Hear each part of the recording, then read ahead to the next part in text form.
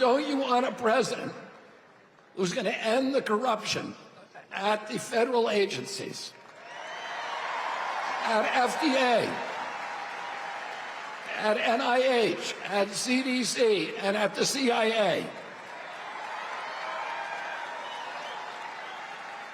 And don't you want a president who's going to make America healthy again?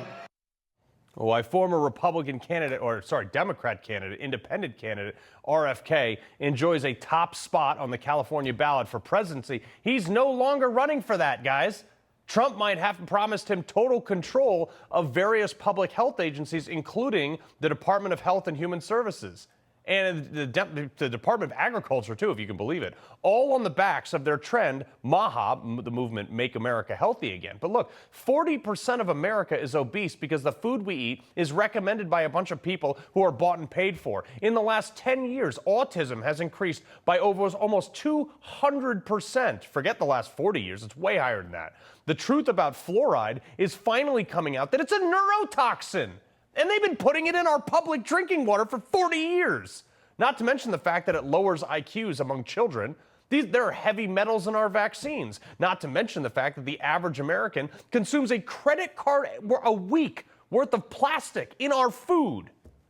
Dr. Frank Contessessa, internist at Custom Care Medical, and Adam Lamb, healthcare consultant. All right, look, Adam, you see people every day to try to make them healthy. And half the time, I've talked to you about this, half the time you're like, hey, your diet is consisting of things that don't expire. Yeah, I'll tell you something, Carl, you just touched on this election. One of the most important things about it is transparency into the food we consume, the water we drink, the medications in the healthcare system. That is going to come out of that. That will truly, Americans just don't know how bad it is. We're the wealthiest country and we're the sickest country. How does that make sense? How are people okay with that? And Trump in the office is going to change that.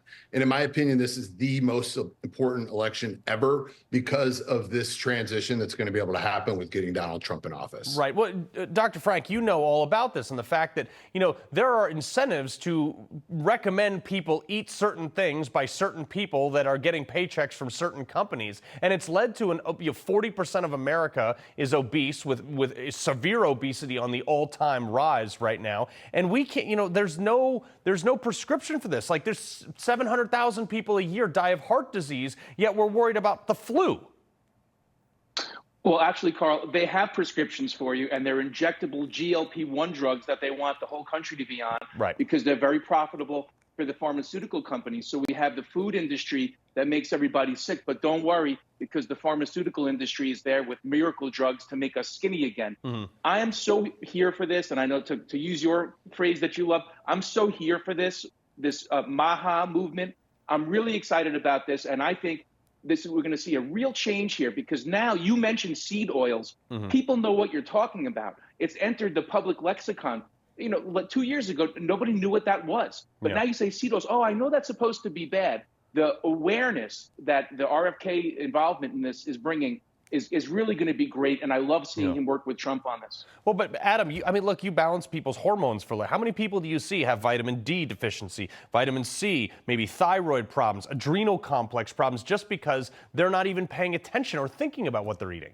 Yeah, one of the biggest issues is all the inflammatory and stuff that's in our food, like the seed oils that Dr. Frank was talking about. This consistent inflammation in our body, it confuses the body's ability to help heal itself and help rejuvenate itself. Yeah. And so we're pounding ourselves with all these unhealthy chemicals over and over. And that's just how we feel. And then, like Dr. Frank said, well, hey, we got a drug for that. Well, at the end of the day, the FDA, the Food and Drug Administration, does need a massive overhaul, because if this was a business, you would be failing based on the outcome, because we're, like I said, wealthiest country out there, but yes, we're the sickest and most overweight, and it's just not right. It's unethical. It's like since the inception of the Department of Education, we've gone from the best education and the best test scores in the world down to number 27. But Dr. Frank, remember when former New York Governor Andrew Cuomo said that he was not involved in a report that lied about COVID deaths in nursing homes?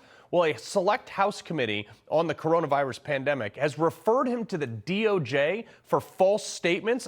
This is huge. Yeah, this one touches a chord, Carl. You know, I was still practicing in New York all during COVID.